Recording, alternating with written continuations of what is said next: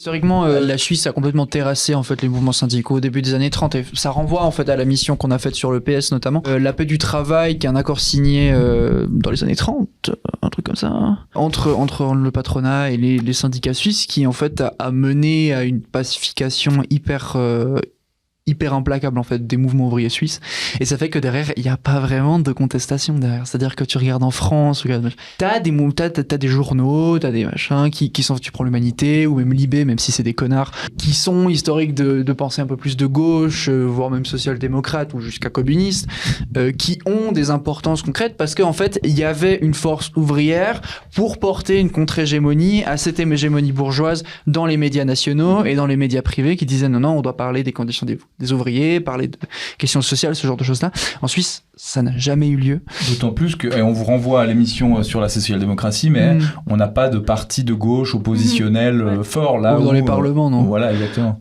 Le POP. Non, mais pour dire oui, on a Voix populaire en Suisse, qui est vraiment génial comme média contre-hégémonique. Non, mais enfin pour dire il y a pratiquement rien qui s'est développé en fait ici parce que les médias contre-hégémoniques, les médias socialistes, les médias de gauche de manière générale se sont développés grâce au développement de la lutte des classes, et qu'en fait la lutte des classes ensuite a été très très vite étouffée, et que ça a des impacts derrière directs très concrets sur comment la société est organisée. On va en parler un petit peu plus tard, et du rôle des médias dans tout ça.